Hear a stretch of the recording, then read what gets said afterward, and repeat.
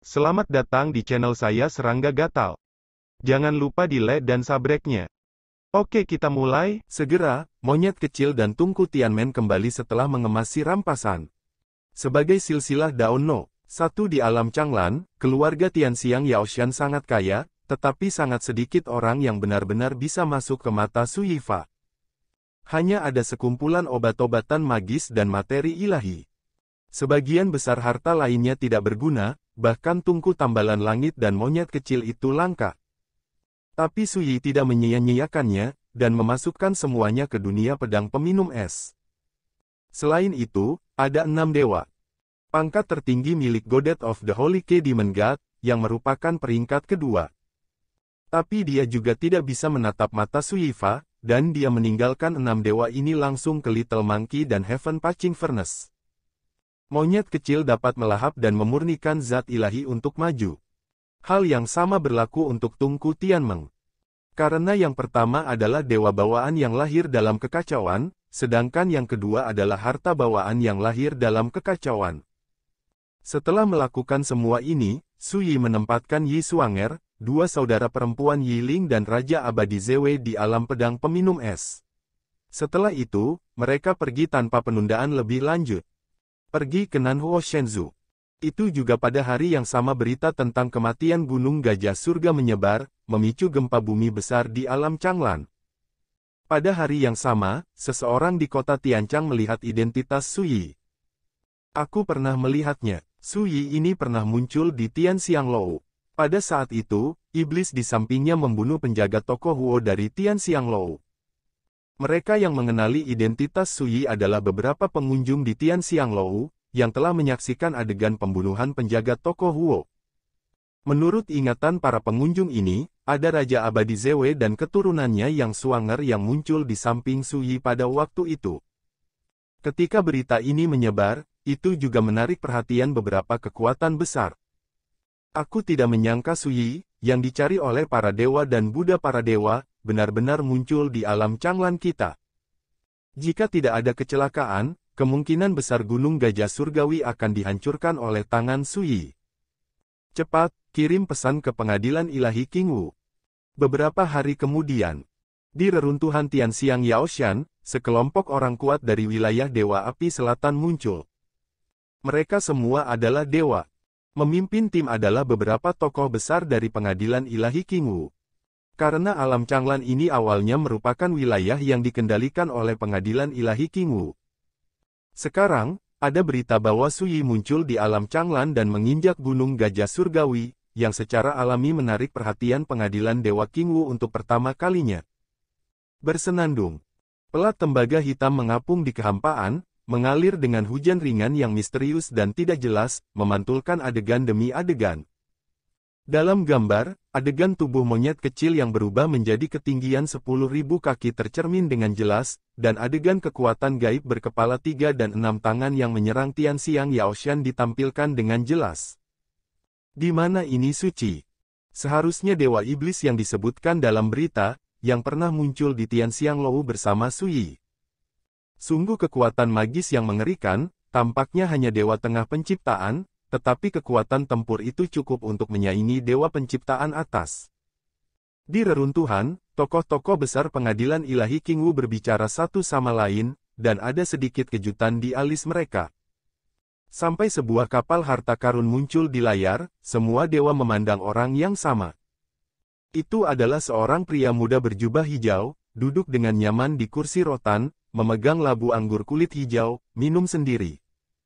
Tapi saat ini, pria muda di Qingpao dalam gambar tampaknya menyadarinya, dan melihat keluar dari gambar. Ledakan. Layarnya meledak. Pelat tembaga hitam yang memancarkan cahaya dao yang tidak jelas dan misterius terkoyak dan benar-benar runtuh. Penonton terkejut. Pelat tembaga hitam ini adalah harta rahasia yang sangat indah, yang dapat disimpulkan dari jejak beberapa pertempuran di masa lalu. Tapi sekarang, itu dihancurkan tanpa alasan hanya karena gambar yang berhubungan dengan pemuda berjubah hijau ditampilkan. Namun, meski begitu, semua orang masih mengenali identitas pemuda di Qingpao.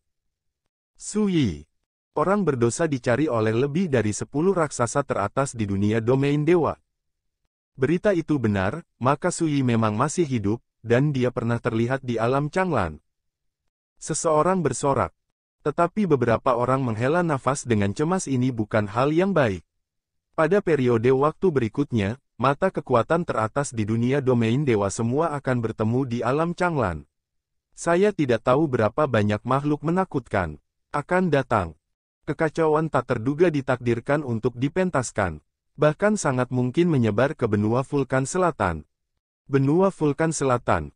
Ya, karena Sui berani mengungkapkan identitasnya dan melakukan pembunuhan, dia pasti sudah siap. Menurut saya, dia tidak akan terus tinggal di alam Changlan dengan bodoh. Dan yang paling dekat dengan alam Changlan adalah Nanhuo Shenzhou. Kata-kata itu membuat semua orang terlihat curiga. Jika Sui muncul di Nanhuo Shenzhou, dia pasti akan membawa badai ini berakhir. Pada saat itu, Nanhuo Shenzhou masih belum mengetahui gelombang seperti apa yang akan ditimbulkannya. Hal yang paling sulit adalah selama Sui tiba di benua Vulkan Selatan, jika kamu ingin menangkapnya, tidak ada bedanya dengan menemukan jarum di tumpukan jerami. Seseorang menghela nafas. Nanhuo Shenzhou terlalu besar dan luas, dengan banyak tempat yang tidak diketahui dan area terlarang yang tidak berani dikunjungi siapapun. Selain itu, ada banyak tempat liar yang tidak diketahui yang bahkan dewa-dewa tidak dapat mengukurnya. Jika Sui ingin bersembunyi, siapa yang bisa menemukannya? Angin akan meninggalkan bekas, dan angsa liar akan meninggalkan suara. Selama dia bisa memastikan jejaknya, bahkan jika dia menyembunyikannya, dengan cara para raksasa top itu, dia bisa dipaksa untuk mengungkapkan jejaknya. Ketika semua orang berbicara, dari kejauhan, seorang pria berjubah perak dengan rambut halus tiba-tiba muncul. Banyak tokoh besar di pengadilan ilahi Qingwu menoleh dan menatap mereka. Pria berjubah perak itu memiliki aura yang sangat istimewa, dia tampak muda, tetapi tubuhnya dipenuhi dengan pesona kuno yang berubah-ubah. Jangan salah paham, aku hanya seorang pejalan kaki. Di kejauhan, pria berjubah perak itu tersenyum dan melambai, hanya ingin tahu, datang dan lihat. Para dewa tidak bisa menahan cemberut, siapa yang akan percaya omong kosong ini? Bagaimana seorang pejalan kaki biasa bisa begitu tenang dan tenang ketika menghadapi dewa-dewa ini? Namun, melihat bahwa pria berjubah perak itu tidak jahat, para dewa tidak mengatakan apa-apa. Tertawa. Begitu pria berjubah perak itu mengambil ujung jarinya, biji teratai yang bersinar muncul. Segera, ruang waktu terdekat terdistorsi, semuanya hancur dan layu, dan urutan waktu yang cerah dan indah yang tak terhitung jumlahnya muncul, menjalin adegan dalam kehampaan. Dalam gambar, adegan monyet kecil menyerang Gunung Tianxiang juga tercermin. Itu juga mencerminkan adegan Sui mengendarai kapal harta karun. Bahkan di akhir, ada adegan di mana Sui tiba-tiba menembak dan membunuh Dewa Iblis Zeng dengan satu pedang. Melihat ini, pria berjubah perak itu tidak bisa menahan diri untuk tidak tersentuh dan bergumam, seperti yang diharapkan, orang ini baru saja menjadi dewa, tetapi dia sudah memiliki latar belakang untuk membunuh dewa yang lebih tinggi. Di kejauhan, para dewa pengadilan ilahi Qingwu semua tercengang, dikejutkan oleh cara pria berjubah perak itu. Biji teratai yang bersinar mendistorsi waktu dan ruang, melepaskan urutan waktu. Berapa tingkat harta karun ini? Dan gambar yang dipantulkan oleh biji teratai tidak terpengaruh dari awal hingga akhir, sepenuhnya menunjukkan proses gunung iblis surgawi diinjak-injak dan dihancurkan, dan itu juga membuat para dewa pengadilan ilahi Qingwu melihat kengerian Sui. Yah, apakah kamu tidak menakutimu?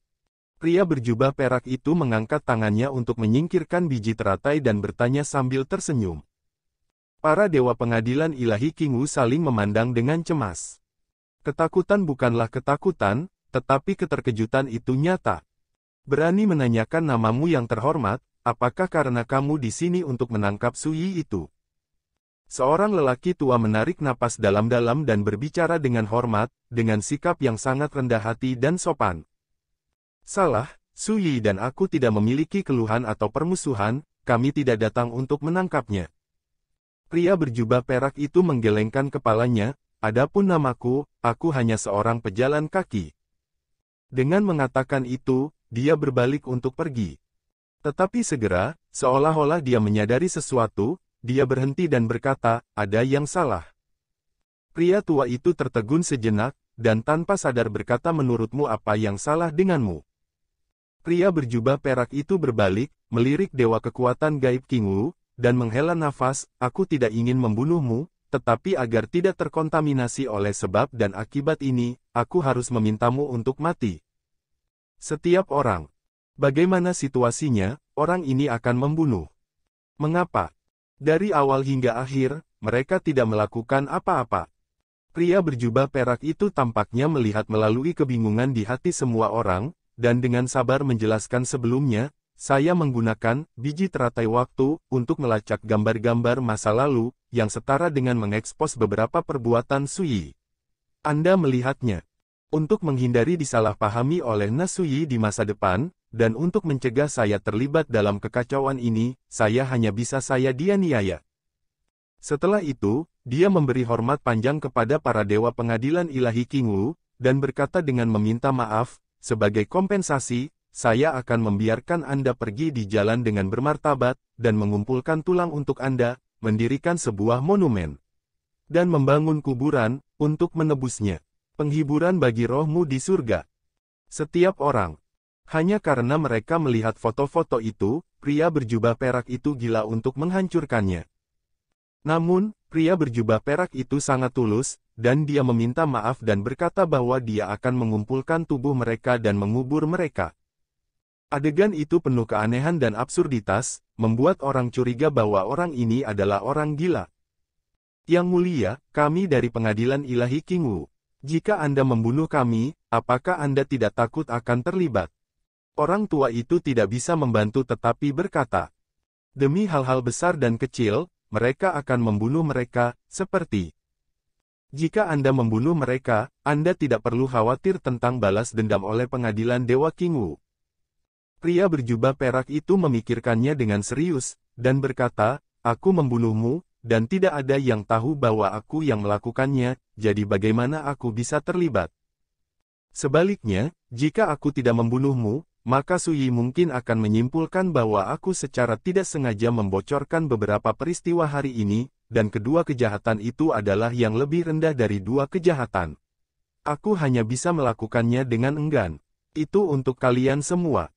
Bagaimanapun, dia menghela nafas dengan rasa bersalah di wajahnya. Pria berjubah perak itu tampak sangat jujur, rendah hati, dan malu, kata-kata, sikap, dan perilakunya penuh dengan rasa malu. Tapi entah kenapa, semua orang di pengadilan ilahi King Wu ngeri. Apa orang gila? Menarik. Orang tua yang dipimpin olehnya bereaksi paling cepat dan membuat keputusan yang menentukan, dia memutuskan untuk mengevakuasi tempat itu terlebih dahulu dan menghindari orang yang terlihat sopan tetapi sebenarnya sangat gila ini. Tetapi pria berjubah perak itu menggelengkan kepalanya dengan getir dan berkata dengan sedih, maaf, kamu tidak bisa pergi. Ledakan. Tiba-tiba, dunia tiba-tiba menjadi gelap. Waktu dan ruang terdistorsi, dan pisau waktu yang tak terhitung jumlahnya muncul, menyapu penonton. Kemanapun dia pergi, dia memotong para dewa seperti memotong rumput. 8 dewa pengadilan ilahi King Wu telah jatuh. Tidak ada darah, tidak ada luka, dan tubuh tetap utuh. Tapi vitalitas mereka semua telah menghilang. Pria berjubah perak itu menghela nafas dan berkata dalam beberapa tahun, zaman mitos kegelapan akan datang, dan pada saat itu, para dewa akan menjadi seperti master, dan mereka akan mati di setiap kesempatan. Jika kamu mati lebih awal, kamu dapat beristirahat dengan tenang beberapa saat sebelumnya dan terhindar dari penderitaan kegelapan dan gejolak. Setelah mengatakan itu, dia melangkah maju dan mengumpulkan tubuh para dewa satu persatu, membangun makam untuk mereka, dan mendirikan batu nisan. Di batu nisan itu tertulis sebuah kalimat. Aku mohon, jangan pernah membalas mereka. Jika lebih banyak orang yang tidak bersalah mati karena aku akan merasa lebih bersalah. Setelah menatap tulisan di batu nisan sejenak, pria berjubah perak itu mengusap rambutnya yang acak-acakan dan menunjukkan senyum tulus. Almarhum adalah yang terbesar, istirahatlah dengan tenang. Dia melambai ke kuburan, berbalik dan mengambil langkah, dan sosok itu menghilang dari udara. Di bawah langit, 9 kuburan lagi tiba-tiba muncul di reruntuhan Tianxiang Yaoshan. Ingat URL. Adegan ini tampak sangat aneh, dan juga menimbulkan sensasi hebat di alam Changlan sesudahnya. Di langit berbintang yang luas, sebuah kapal harta karun sedang menyeberang. Di kapal harta karun, Su Yi telah berubah menjadi penampilan generasi ketiga Xiao Jian. Monyet kecil juga berubah menjadi burung gereja abu-abu. Hidup atau mati, mana yang kamu pilih? Su Yi duduk di sana dan bertanya dengan lembut. Di satu sisi, ada sosok yang dipenjara di sana, dan itu adalah Kai Lei, dewa perjalanan sehari-hari di pengadilan ilahi Qingwu. Di luar desa Kaoshi, pria itu ditangkap hidup-hidup oleh monyet-monyet kecil. Mendengar kata-kata Su Yi, Kai Lei terdiam sejenak dan berkata, jika kamu ingin bertahan hidup, berapa harga yang harus kamu bayar? Su Yi melirik Kai Lei dengan setuju, ini adalah orang yang cerdas. Saya berencana untuk bergabung dengan pengadilan ilahi Qingwu. Su Yi berkata, menurutmu apa yang harus aku lakukan agar bisa masuk dengan lancar? Kai Lei tercengang, dan kemudian dengan ragu berkata saya memberanikan diri untuk bertanya, kultivasi macam apa yang mulia? Tahap tengah penciptaan, kata Su Yi santai. Kai Lei mengerutkan kening, berpikir sejenak, dan berkata, maafkan saya untuk mengatakan yang sebenarnya, hampir tidak mungkin bagi dewa asing seperti yang mulia untuk bergabung dengan pengadilan ilahi Qingwu. Pengadilan ilahi Qingwu adalah kekuatan iblis. Hampir semua sekte adalah pembudidaya iblis, dan ada juga pembudidaya manusia, tetapi jumlahnya hanya kurang dari 10%. Sebagai dewa umat manusia, jika Anda ingin memasuki pengadilan ilahi Qingwu untuk berlatih, Anda tidak hanya perlu melalui berbagai tes, tetapi juga identitas dan asal Anda diperiksa. Kai Lei dapat melihat sekilas bahwa pemuda di Qingpao ini ditakdirkan untuk memiliki rencana lain untuk bergabung dengan pengadilan ilahi Qingwu. Orang seperti ini tidak berbeda dengan mata-mata, hanya saja identitas dan asalnya tidak ditakdirkan untuk lulus inspeksi dan peninjauan sekte. Dewa manusia.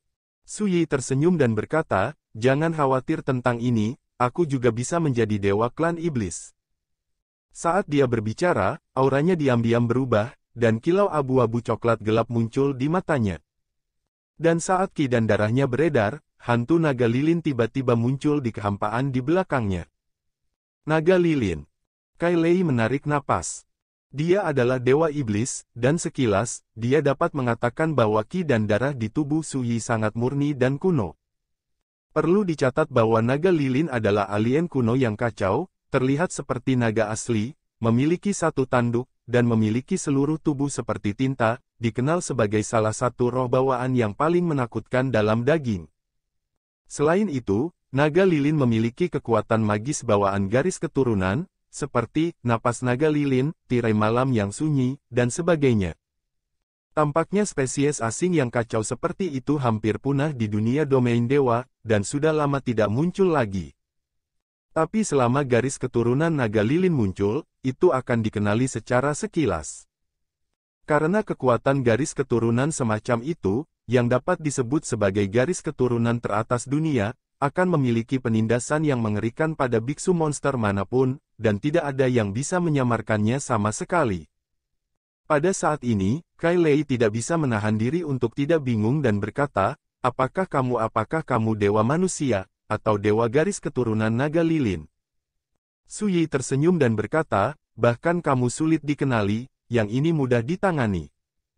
Ekspresi Kai Lei berubah untuk sementara waktu, dan berkata jika yang mulia benar-benar dewa dari garis keturunan naga lilin, memang ada kesempatan untuk memasuki pengadilan ilahi Qingwu saya untuk berlatih, tapi identitas dan asal, begitu Anda ditemukan, Anda pasti akan mati. Su Yi berkata dengan nada datar Anda tidak perlu khawatir tentang ini, Anda hanya perlu memberitahu saya cara bergabung dengan pengadilan ilahi Qingwu. Kai Lei terdiam beberapa saat, dan kemudian dia bekerja sama untuk menjelaskan metode bergabung dengan pengadilan ilahi Qingwu satu persatu. Dia tidak berani menyembunyikannya, karena Su Yi mengatakan bahwa dia tidak akan membiarkannya pergi sampai dia berhasil memasuki pengadilan ilahi Qingwu. Nyawa Su Yi ada di tangan Su Yi, jadi dia mau tidak mau bekerja sama dengan jujur. Pengadilan ilahi Qingwu adalah salah satu raksasa teratas di Nanhuo Shenzhou, dan ada kehadiran tingkat dewa di sekte tersebut. Untuk merekrut murid, Anda hanya perlu lulus tes. Namun, ketika harus merekrut dewa asing, penyaringan dan pengujiannya sangat keras. Salah satunya adalah mewaspadai sekte yang bercampur dengan mata-mata dan mencuri warisan sekte tersebut. Yang kedua adalah untuk memastikan bahwa setiap dewa yang direkrut setia dan dapat diandalkan dan tidak akan mudah dikhianati. Bagaimanapun, dewa berbeda dari keturunan, jika mereka dibiarkan di dunia, dewa manapun dapat memulai sekte. Bahkan di antara raksasa papan atas seperti pengadilan ilahi Qingwu, status para dewa juga sangat tinggi, dan mereka dapat dianggap sebagai andalan. Selama dia berhasil bergabung dengan pengadilan ilahi Qingwu, dia akan langsung mengambil posisi penting. Misalnya, dewa penjelajah sehari seperti Kai Lei adalah tugas Qingwu Senting untuk memeriksa wilayahnya sendiri. Karena itu, ketika merekrut dewa, aturan dan ketentuan pengadilan dewa Qingwu jauh lebih ketat daripada merekrut murid. Kai Lei mengatakan ketiga metode yang dia tahu, dan ada sekitar 3. Salah satunya adalah mengambil inisiatif untuk berpartisipasi dalam ujian dan penyaringan pengadilan ilahi Qingwu. Ujian semacam ini akan diadakan setiap 10 tahun. Yang kedua adalah direkomendasikan oleh seorang pria besar di pengadilan ilahi Qingwu, tetapi juga perlu menjalani banyak tes. Jika kondisinya tidak terpenuhi, itu akan ditolak.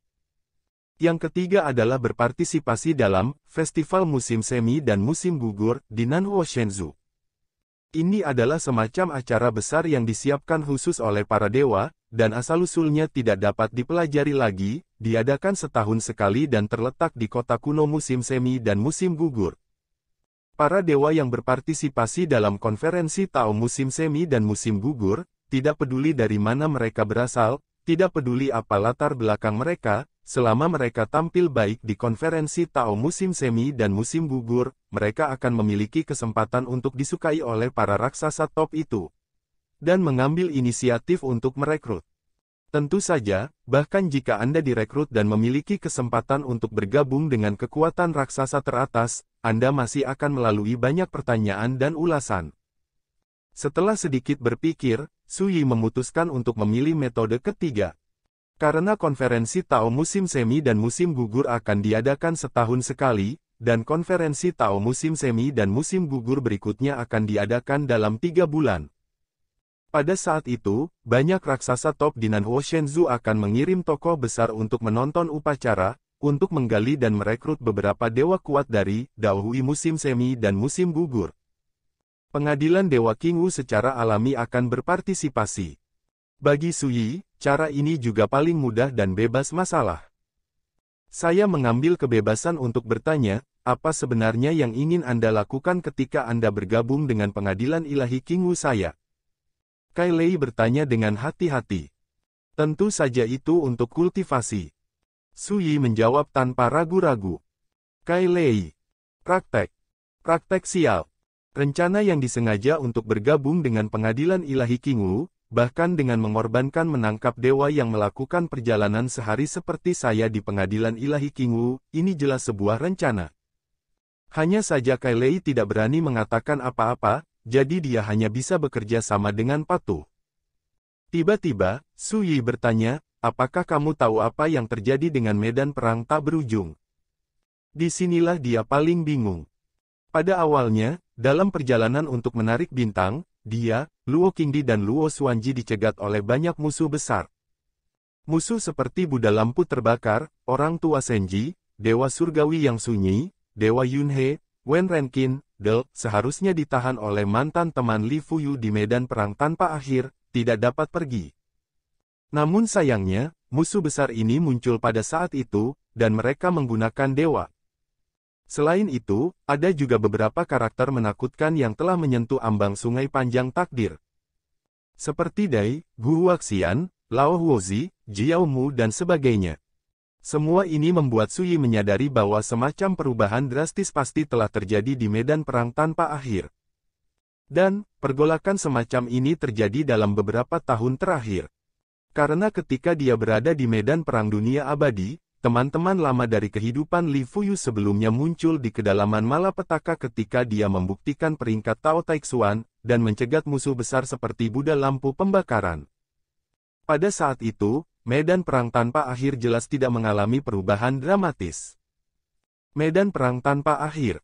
Kai Lei berpikir sejenak dan berkata, sekitar 3 tahun yang lalu, ada desas-desus yang menyebar ke seluruh dunia dan menyebabkan kegemparan.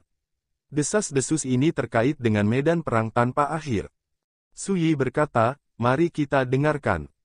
Dikatakan bahwa ada keberadaan menakutkan misterius yang menggunakan kekuatan gaib tertinggi untuk sepenuhnya menutup pintu masuk ke medan perang tak berujung, dan orang luar tidak bisa lagi memasukinya.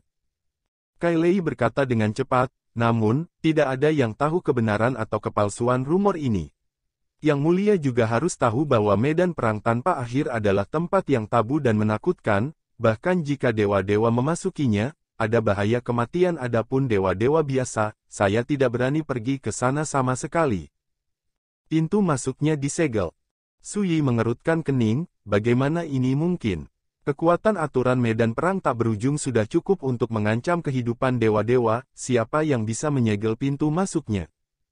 Kecuali orang yang melakukan tembakan telah melampaui lingkup master tingkat dewa. Memikirkan hal ini, penampilan Die muncul di benak Su Yi. Apakah itu dia? Pada akhirnya, Su Yi menggelengkan kepalanya dan berhenti memikirkannya. Lihat sendiri nanti, dan Anda akan tahu jawabannya. Selanjutnya, Su Yi menanyakan beberapa hal lagi. Sangat disayangkan bahwa meskipun Kai Lei adalah dewa iblis di pengadilan ilahi King Wu, dia hanya dewa yang lebih rendah dengan pengetahuan yang terbatas. Banyak jawaban yang membuat Su Yi tidak puas. Namun, melalui mulut Kai Lei, Su Yi memiliki pemahaman awal tentang situasi di Nanhuo Shenzhou. Banyak tempat memang benar-benar berbeda dari apa yang diingat oleh Li Fuyu dan Yi Daoxuan. Pertanyaan terakhir, apakah Hua Hongzhen masih hidup? Kata Su Yi. Hua Hongzhen, salah satu leluhur tingkat dewa dari pengadilan ilahi King Wu, yang dikenal sebagai leluhur setan Hongzhen. Orang ini juga merupakan salah satu musuh Yi Daoxuan yang paling dibenci selama hidupnya. Ya, bukan musuh, tapi musuh. Karena di dalam hati Yi Daoxuan, Hua Hongzhen sama sekali tidak layak menjadi musuhnya. Sekian dulu dari Mimin. Terima kasih.